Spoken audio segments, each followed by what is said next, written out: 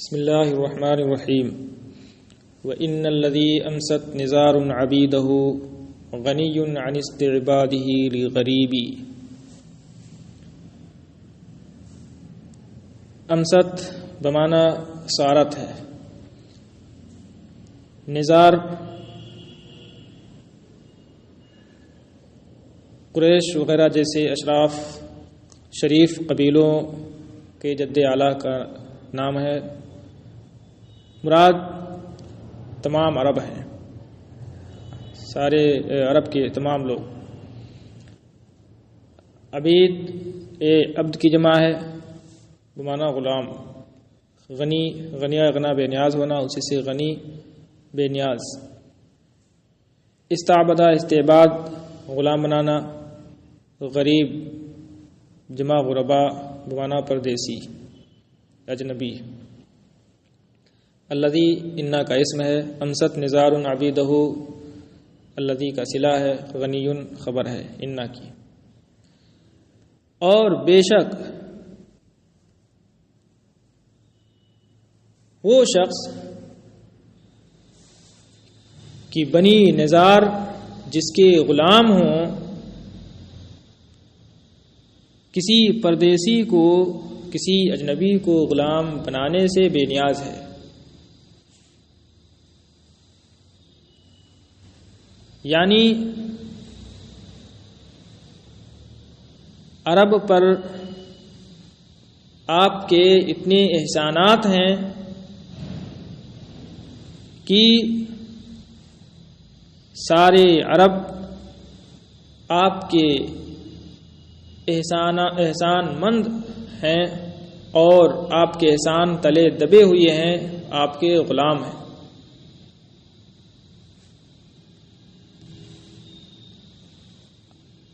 تو جب ایسا معاملہ ہے تو آپ جیسا شخص کسی پردیسی اور اجنبی کو غلام بنانے سے بے نیاز ہوگا۔ اس کو ضرورت نہیں ہے کہ کسی پردیسی کو غلام بنائے۔ یہاں الذی سے مراد سیف الدولہ ہے۔ کفا بصفاء الود رقا لمثلہ وبالقرب منہ مفقرا للبیب۔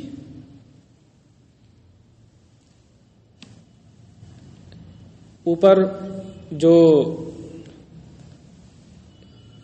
شعر گزرا اسے یہ وہم ہو سکتا تھا کہ عرب تو آزاد ہیں، پھر ان کو کیسے غلام بنائے گا سیف الدولہ؟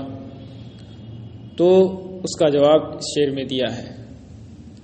صفا یصفو، صفان کا معنی ہوتا ہے خالص ہونا، صاف و شفاف ہونا۔ ودا یا ودو دوستی کرنا، محبت کرنا۔ ود کا معنی دوستی، محبت۔ رقہ رقو رقن غلام ہونا، رق غلامی۔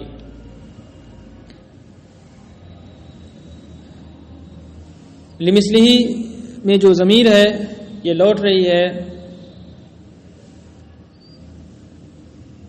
سیف الدولہ کی طرف۔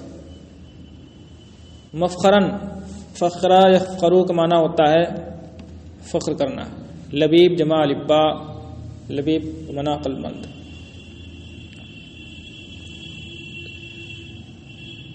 بی صفاء الود، یہ محلاً مرفوع ہے، کفا کا فاعل ہے، با زائدہ ہے۔ ایسے ہی بالقرب میں جو با ہے وہ بھی زائدہ ہے اور اس کا عطف صفا پر ہے۔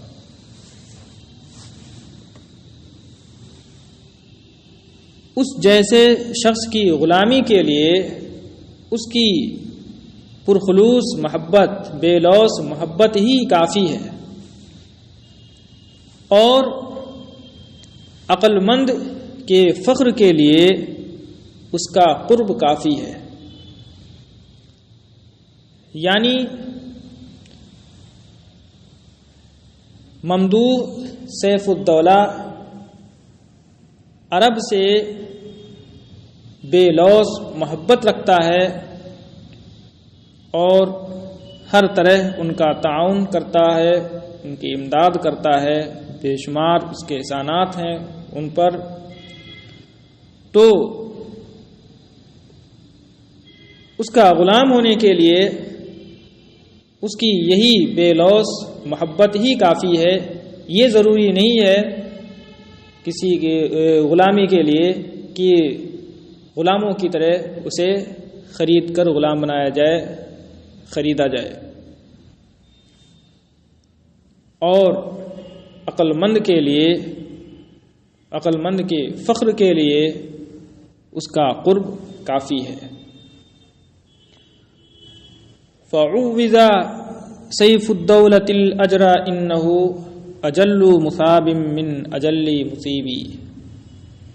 عوض تعویض کا معنی عوض دینا، بدلہ دینا۔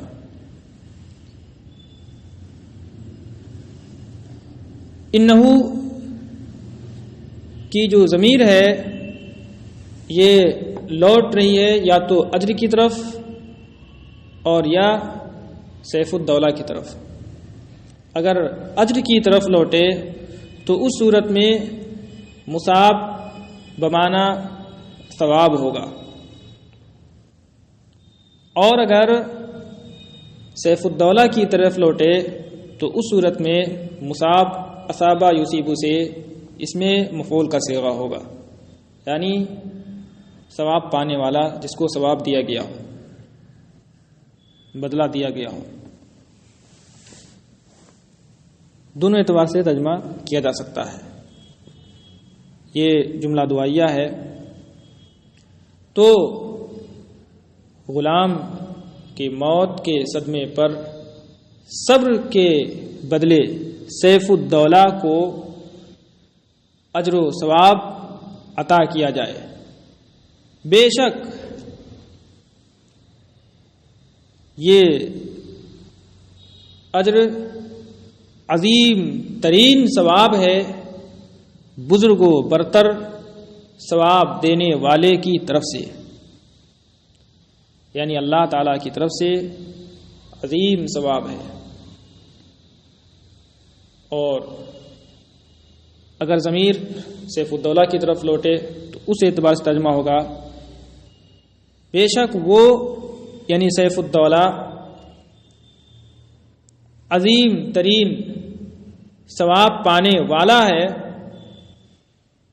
بزرگ ثواب پانے والا ہے، بزرگ و برتر اللہ، ثواب دینے والے اللہ کی طرف سے۔ فتل الخیل قد بل النجیع نحورها یطاعن فی ذنک المقام عصیبی۔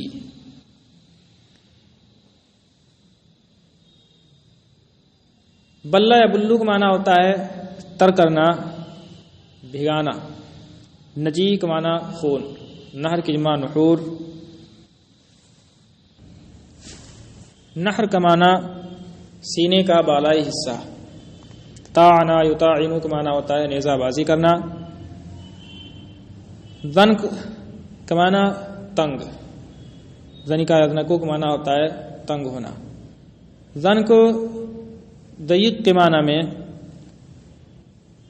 استعمال ہوتا ہے، اور اس میں مذکر و مؤنث دونوں برابر ہیں۔ اسی طرح ہر وہ مصدر جو صفت کے معنی میں استعمال ہو تو اس میں تذکیر و تانیث برابر ہوتی ہے، سب کے لیے یکساں استعمال ہوتا ہے۔ یہ صفت ہے موصوف محذوف کی، یعنی فی یوم ذنک المقام۔ عصیب کا معنی دشوار۔ فتل خیل یہ سیف الدولہ سے یا تو بدل ہے اور یا تو مبتدأ محذوف کی خبر ہے، یعنی ہوا فتل خیلی۔ قد بل النجیع نحورها یہ حال واقع ہے الخیل سے۔ وہ ایسے گھوڑوں کا شہسوار ہے کہ خون نے جن کے سینوں کو تر کر دیا ہے، وہ دشوار تنگ مقام میں نیزہ بازی کرتا ہے، یعنی وہ بہت بڑا بہادر ہے، شہسوار ہے، عمدہ شہسوار ہے، اور ڈٹ کر دشمنوں سے مقابلہ کرنے والا ہے، میدان چھوڑ کر راہ فرار اختیار کرنے والا نہیں ہے، اگرچہ جتنا ہی مشکل مقام ہو۔ یعفو خیام الریت فی غزواتہ فما خیمہ الا غبار حروبی۔ عافا یعفو باب سمیہ سے ہے، اس کا معنی نفرت کرنا، ناپسند کرنا۔ خیام خیمہ کی جمع ہے، ریت ریتتن کی جمع ہے۔ ریت نرم باریک کپڑے کو کہا جاتا ہے۔ غزوات غزوتن کی جمع ہے، جنگ لڑائی۔ خیم یہ خیمتن کی جمع ہے، جیسے ریت ریتتن کی جمع۔ حروب حرب کی جمع جنگ لڑائی۔ وہ باریک نرم کپڑے کے خیموں کو اپنے غزوات میں لڑائیوں میں ناپسند کرتا ہے۔ وہ ریشم کے خیموں کو اپنی لڑائیوں میں غزوات میں ناپسند کرتا ہے، چنانچہ اس کے خیمے نہیں ہوتے ہیں مگر جنگوں کے غبار۔ یعنی جب وہ کسی مہم پر جاتا ہے اور جنگ ہو رہی ہو تو اس وقت اپنے خیمے میں، عمدہ شاندار خیمے میں ٹھہرنا ناپسند کرتا ہے، بلکہ اسے عمدہ خیمے کے بجائے لڑائیوں اور جنگوں کا غبار پسند آتا ہے۔ وہ میدان جنگ میں نکل کر کے دشمنوں سے مقابلہ کرتا ہے، وہ عیش پرست نہیں ہے۔ علینا لک الاسعاد ان کان نافعا بشق قلوب لا بشق جیوب۔ اسعاد کا معنی مدد کرنا، شقہ شقو چیرنا، چاک کرنا۔ جیوب جیب کی جمع ہے، جیب کا معنی گریبان۔ علینا خبر مقدمہ محذوف سے متعلق ہو کر کے الاسعاد مبتدا مؤخر ہے۔ ہم پر آپ کی مدد لازم ہے اگر وہ نفع بخش ہو، دلوں کو چاک کر کے، نہ کہ گریبان چاک کر کے۔ یعنی آپ کو جو آپ کے محبوب غلام کی موت پر صدمہ لاحق ہوا ہے، اگر اس میں ہماری مدد فائدہ مند ہو تو ہم دلوں کو چاک کر کے اظہار غم کریں گے، گریبان چاک کر کے نہیں۔ اس لیے کہ رونا دھونا، گریبان پھاڑنا یہ عورتوں کے اوصاف میں سے ہے، عورتوں کا کام ہے، مردوں کا نہیں۔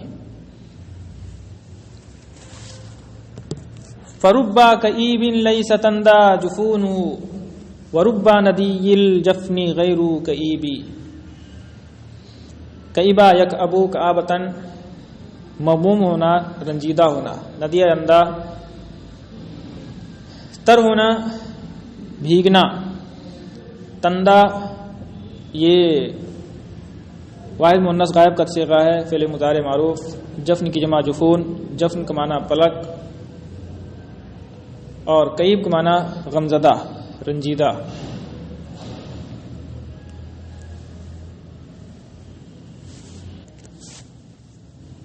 اس کا تعلق اوپر والے شعر سے ہے، یعنی اگر اظہار غم ہم کریں اور یہ آپ کو فائدہ مند ہو تو دلوں کو چاک کر کے ہم اظہار غم کریں گے، رو دھو کر نہیں، سینہ چاک گریبان چاک کر کے نہیں، اس لیے کہ رونا یہ رنج و غم کی علامت نہیں ہے، کیونکہ بعض غمزدہ ایسے ہوتے ہیں کہ جن کی پلکیں نہیں بھیگتی ہیں اور کچھ بھیگی پلکیں والے غمزدہ نہیں ہوتے، یعنی رونا دھونا، گریبان چاک کرنا، یہ آنسو بہانا غمزدہ ہونے کی علامت نہیں ہے۔ بہت سے غمزدہ ایسے ہوتے ہیں کہ جن کی آنکھوں سے آنسو نہیں بہتا، لیکن پھر بھی وہ کبیدہ خاطر ہوتے ہیں، رنجیدہ ہوتے ہیں، اور بہت سے خوب آنسو بہاتے ہیں، ان کی پلکیں بھیگی رہتی ہیں لیکن انہیں کوئی غم نہیں ہوتا ہے، رنجیدہ نہیں ہوتے ہیں۔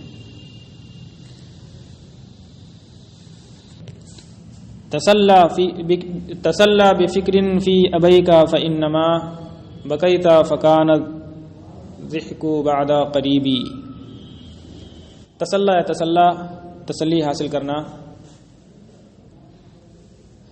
ابیک، ابن سے تثنیہ ابانے ہے اور حالت جری میں ہے، ابینے تھا، نون اضافت کی وجہ سے گریا۔ ابن سے تثنیہ ابوین بھی آتا ہے اور ابان ابین یہ بھی آتا ہے، یہ بھی مستعمل ہے۔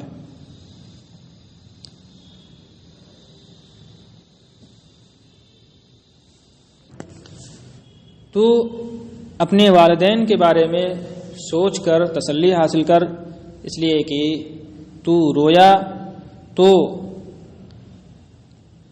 کچھ ہی عرصے کے بعد خوشی حاصل ہوئی، یعنی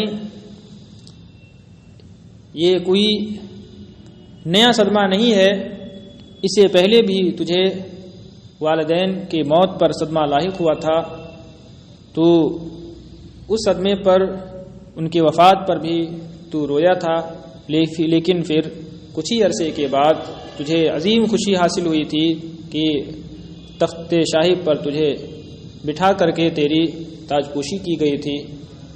ایسے ہی جو تیرا محبوب غلام تجھ سے رخصت ہوا ہے اور اسے وفات پا گیا ہے، اس پر جو تجھے صدمہ لاحق ہوا ہے، اس کے بعد بھی تجھے کچھ عرصہ کے بعد خوشی حاصل ہو جائے گی، غم دور ہو جائے گا، لہذا اپنے والدین کے بارے میں سوچ کر تسلی حاصل کر۔